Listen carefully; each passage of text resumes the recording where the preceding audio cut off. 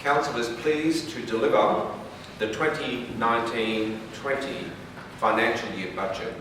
It is the last budget for this current term of Council and has maintained our focus on delivering the essential, yet maybe basic, infrastructure and services for our diverse region. Managing the diverse expectations of all of our residents, meeting the delivery of the essential and taking into account the affordability of the rates is not an easy task, yet one that Council works extremely hard to balance. Council is no different to any other business when it comes to economic downturn, cost increases, finding efficiencies and making sound decisions around its capital investment. In addition to these factors, while the Council is most appreciative of the funding assistance from the federal and state government, the ongoing nature of that assistance is something that this Council will continue to lobby for, along with the Local Government Association of Queensland, as any change in these funds affects both service delivery and capital expenditure.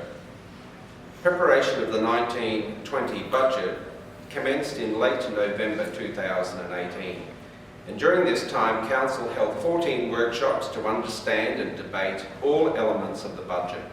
That is, the revenue requirements for general operations including road capital and road maintenance, the water and wastewater program and the waste program, reviewing the operational expenditure from the above key program areas, reviewing the outputs of and the implications of the rate models for the above programs, reviewing the key influences of Council's budget, that is external funding, the borrowing program and depreciation as a result of the recent comprehensive revaluation for the road and drainage asset class, reviewing the Queensland Treasury's maximum allowable revenue model, which is a full cost pricing approach for the water and wastewater programs, developing 3-year capital investment programs for all key asset classes, that is parks and recreation, general buildings, water,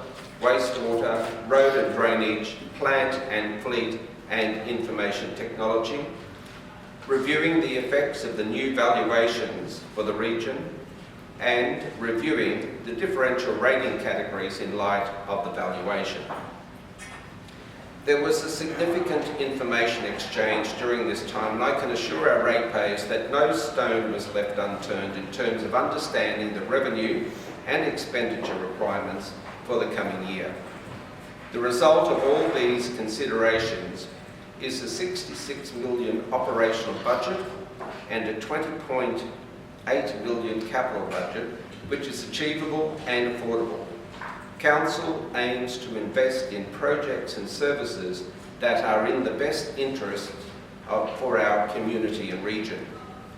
The Local Government Regulation 2012 requires that the budget include the total value of the change expressed as a percentage in the rates and utility charges levied for the financial year compared with the rates and utility charges levied in the previous budget. Council's total rates and utility charges revenue is projected to increase by 4.04% in 2019-20 compared with the rates and utility charges levied in the 2018-19 budget.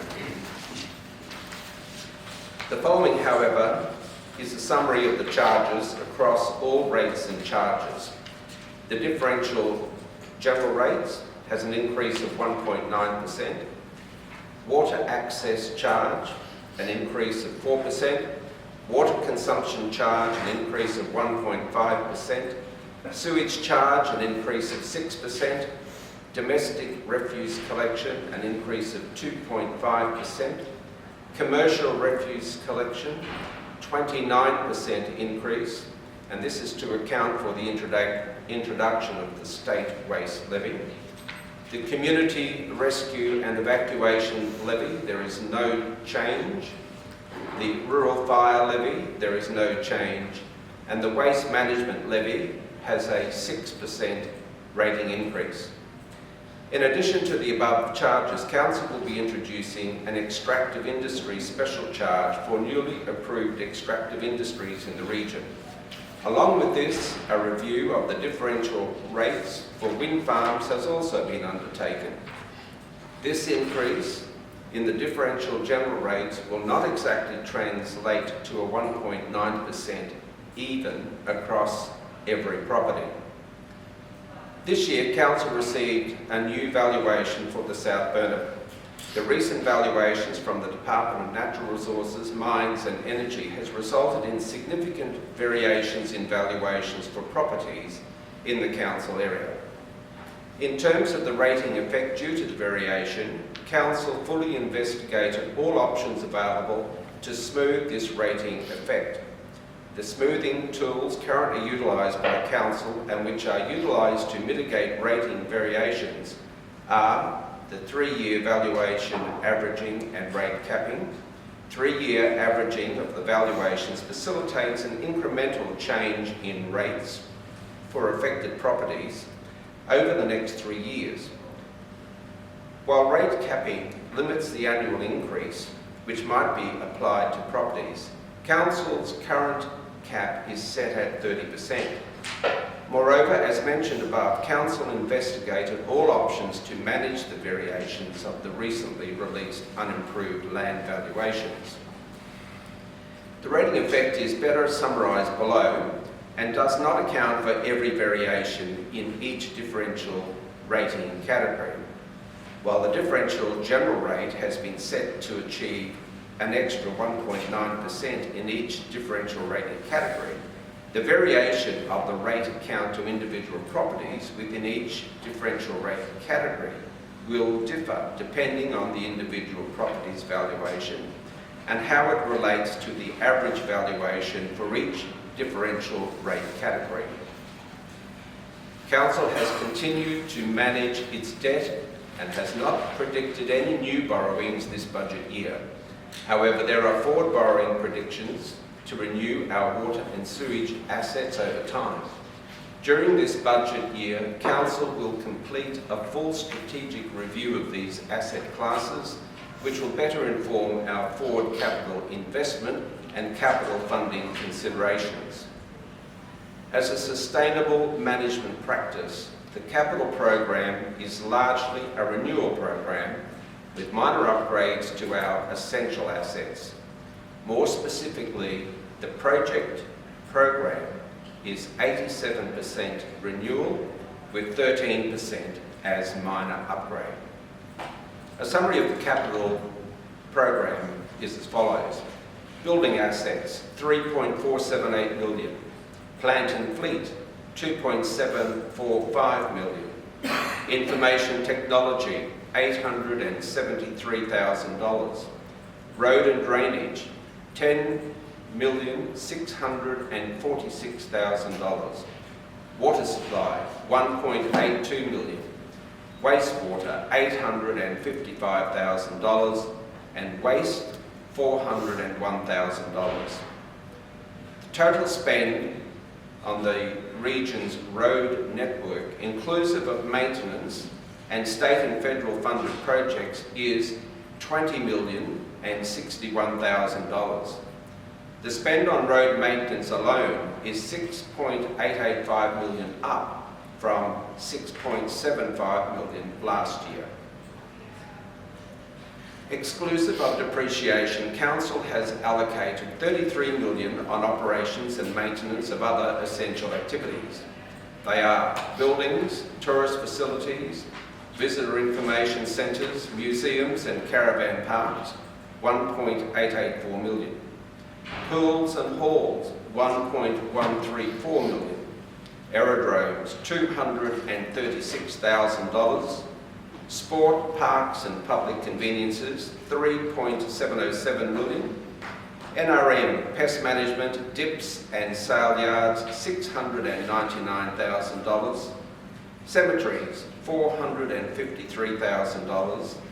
Libraries, $1.341 million. Council depots and properties, $336,000. Water supplies, 8.037 million. Wastewater supplies, 4.312 million. Waste collection and disposal, 4.89 million. And plant and fleet, 6.123 million.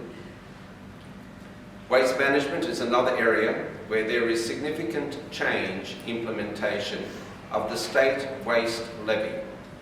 Has a flow-on effect to commercial collection charges from $188 to $243, while households will not be affected by the levy. Council has issued a press release during the budget preparation process advising of costs of $75 per tonne from the 1st of July 2019. The state waste levy will apply to the disposal of construction, demolition, commercial, agricultural and contaminated land waste at waste disposal facilities.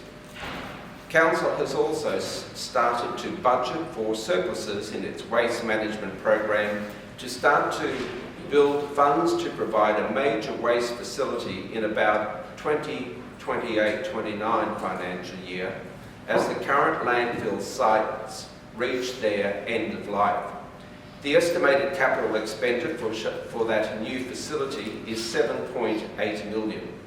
From year 2029-30, the current estimates provide for a further spend over the ensuing 7 years of $13 million for the stage closure of the current landfills to the required environmental standard.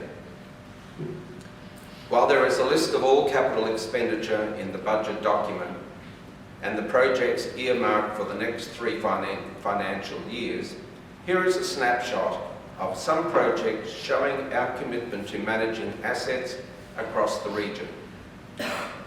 $416,000 to replace roof sheeting, roof tie-downs and restumping of the Monjul Hall. $193,000 to resheath the roof at Ringsfield House. $240,000 for various upgrades at Yallacool Caravan and Recreation Park. $350,000 on the Maidenwell Transfer Station. $400,000 to update SCADA cyber security of sites to telemetry Mergen. $325,000 on Mount Barulan Reservoir roof. Replacement $165,000 on water main replacement, Drayton Street, Brisbane to Home, George Street, Drayton to Esk, and Alfred Street, Gibbs to Henry, all of those in Nanango. $65,000 on water main replacement in Wills Street West, that's Gibbs to Cairn Street in Nanango. $5.026 million on gravel resheeting as per the gravel resheeting plan. $380,000 to bitumen seal missing link approximately 2 kilometres on Old Esk Road, Nanango. $154,000 bitumen seal upgrade to unsealed portion on Niagara Road. $140,000 on bitumen reseal and rehabilitation to Mary Street, Coolangatta State School, car park and bus zone. $100,000 on town entry signage, and $400,000 for Brisbane Street, Nanango drainage. Council has maintained its support for eligible pensioners by providing a council rebate to a maximum of $200 per year, matching the state government's support of $200. This totals $400 per annum in support for eligible pensioners. Councillors and I believe that we are delivering an extensive capital investment and service delivery program despite operating at a deficit. The following are the estimated operating financial results for the current budget year, plus the next 2 years. For the budget in which we are speaking about, the 2019-20, we've forecast a 1.53 million deficit. The following year, 2020 to 2021, a forecasted deficit of 252,127, and then in 2021-2022 we return to a surplus calculated to be $218,079. As a further measure of fiscal responsibility, Council estimates by the end of the 2020 financial year, Council will have reduced the debt level by $2.4 million. As I have mentioned earlier, this Council has worked extremely hard to meet and respond to community expectations. The budget for this financial year and estimated budgets for the next 9 financial years are within the guidelines for the measures of sustainability for local government. This is a strong result for the South Burnett Regional Council, and it gives me great pleasure to present the 2019-20 South Burnett Regional Council budget.